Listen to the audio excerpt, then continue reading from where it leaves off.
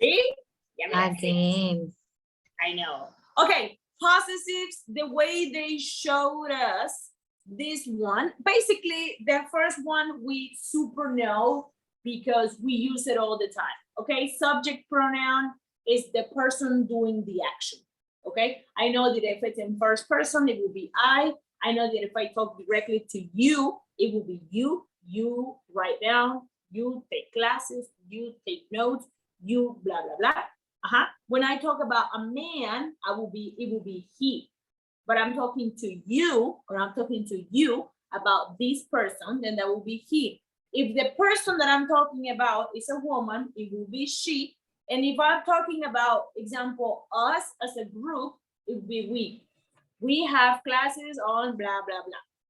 And then the last one is they. So if in a way you want to identify where the subject pronoun is, after that, you would have a verb, okay? Basically, that's what it is and how you can say it, okay? These are the subject pronouns. Why pronouns? Because they go instead of the name of the people. Mm-hmm. Yes? So far, so good? No questions? No questions, teacher. Then the second one, and let me show you which one I'm talking about. The second one is, it's related to possessives. It's called possessive adjective. And the main thing about this one is that the object is after this word.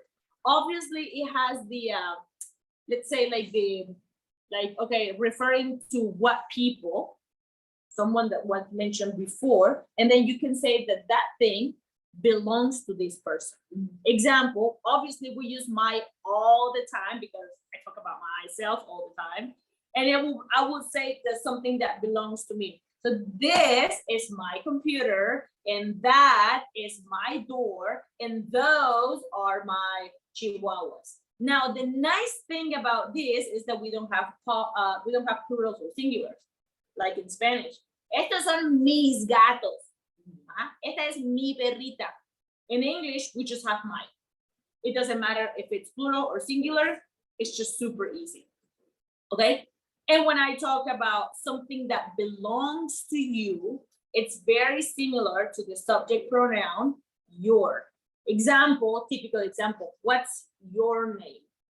What's your name? What your? Because the name belongs to you. It's a possession. I see. Poseo mi nombre. Or I can say, where is your house? My house is blah, blah, blah. Okay, very good. Now, the next one, the word, and I'm going to mark them. I'm going to mark them here, but with a different color. Maybe with a shape. And I have these words here, so that you can see what words I'm talking about. After these words, I would have an object. I will have an object, which is the belonging, the thing that belongs to you, an object. And we can use the vocabulary words that we just learned. That is my camera. Those are my books. I said books, teacher. Anyways. Okay, his, something belonged to a guy. But the thing is, in the thing that I want to make emphasis on is that when I say his, I mention the person before. Okay, I have to mention the person before, because if I say his, it's like, whose? ¿De quién? ¿De quién estás hablando? ¿A quién le pertenece la cosa? Entonces, por ejemplo, puedo decir, my example will be, so this is my brother Juan Carlos. And after that, I can say that everything that belongs to him, I will say his. Okay, this is my brother Juan Carlos. His email address is, his phone number is, his career is, his car is right there. Todo lo que sea su, porque literal yo se lo enseño así. Su de él is his. But I have to mention the person before that. I cannot just say his and not mention the person before. That would just not make sense. Tu carro, ¿quién? Just doesn't make sense. All right, the next one is her. And it works exactly the same way. I mentioned the person before, a female this time, okay? And the thing that belongs to the person, it will be her. Example, that, I can say, so Tisha is my dog, example. And that is her bed. And Tuti is her son. And Galia is her sister. Pero al principio, at the beginning, I mentioned Tisha. Because otherwise, we say her, but whose? Okay?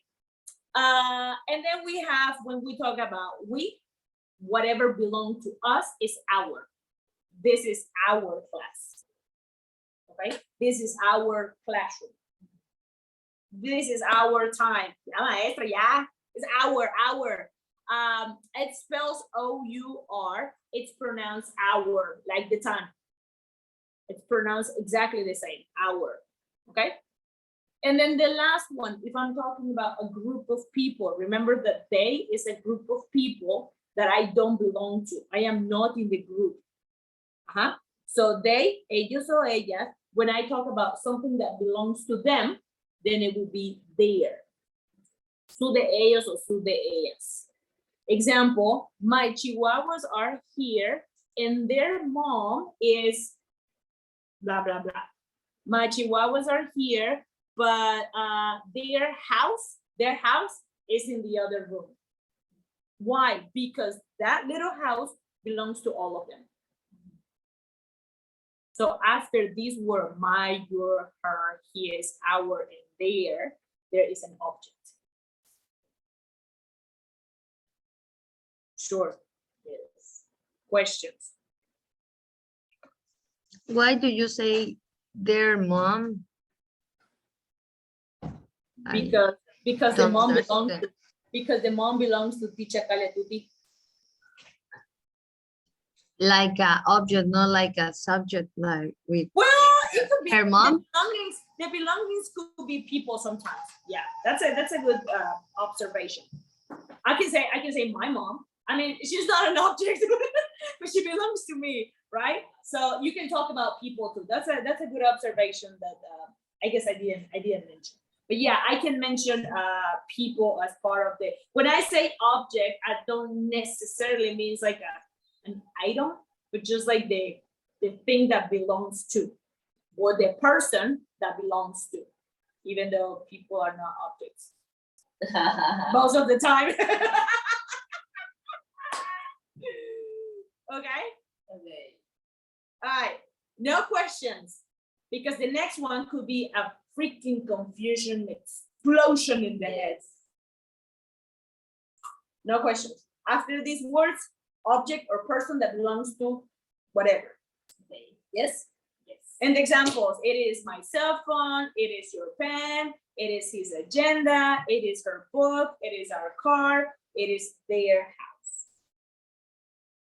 I can ask a question. Is it like they did before? Is it like I show you? Like I show you. Is it your cell phone? Is it your cell phone? Y cuando quiero usarlo para It's